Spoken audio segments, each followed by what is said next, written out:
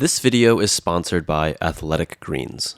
Throughout our medical training, we've had to take a lot of exams. Basically one every 2 weeks. It was endless.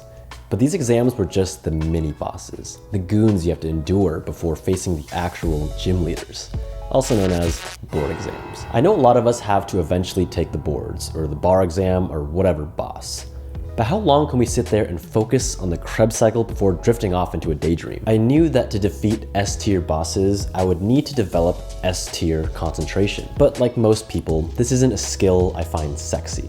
Like, not once has young Matty ever thought to himself, man, I can't wait for the day when I can sit still in a chair and stay focused for 10 hours straight. But circumstances in med school leave us no choice. So the problem is, Matty and I aren't naturally focused people. In fact, I might even say that we're attention deficient at times. Like most productivity Padawans, we started off using the Pomodoro Technique. You set a timer for 25 minutes and then you take a 5-minute break, rinse and repeat. And it was great for getting us started, but we found that 25 minutes was never really enough to find our groove. But then we realized that the better approach is to use a stopwatch, not a timer. I think that we shouldn't set a timer. Rather, we should allow the clock to just run until we begin to feel fatigue. This way, we don't prime our body for a set interval. Rather, we allow it to naturally progress to the flow state. If after 25 minutes we still feel like we're in the zone, then we just keep going. And eventually it became a game, like who can focus for longer, or who's the stronger brother. But ultimately, it became a game that we played with ourselves. Can I be better than who I was yesterday? And that was when things got really interesting. Some days are tough. You get really tired quickly, like within 10 to 15 minutes. And any Diglett would just stubbornly push through and try to break their personal record with brute force. But we've evolved. We realized that you can actually last longer with strategic breaks. Like when you study and get tired, that's your brain telling you that you need to take a break. Don't fight your brain. You're in this together. Like, think about it. If you're training with a partner and your partner says, wait, I need to take a break real quick, are you just gonna say, screw you, and just leave them behind?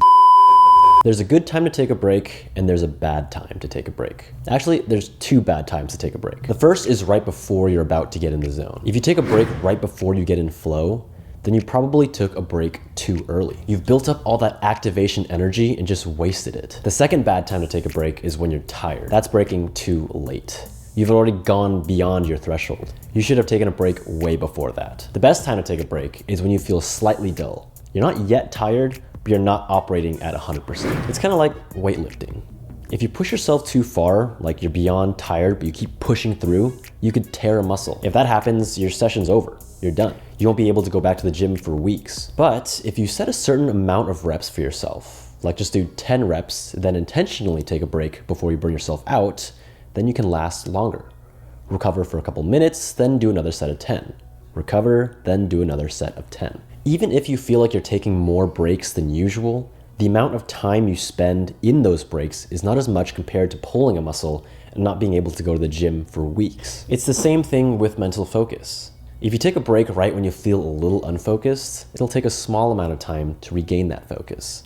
But if you wait too long and take a break when you're full on tired, it's gonna take an exponentially longer recovery phase to get you back to 100%. So the next question becomes, how do you take breaks? What do these breaks look like? Because remember that the goal is to get into the zone, to get into this super sane state where you have access to infinite focus. But a lot of you are thinking, isn't taking frequent breaks literally breaking your concentration and preventing you from getting into flow? Well, not if you're staying in flow during your breaks. When you're in flow, you're totally dialed into the work in front of you. For some people, it's exhilarating, sometimes addicting.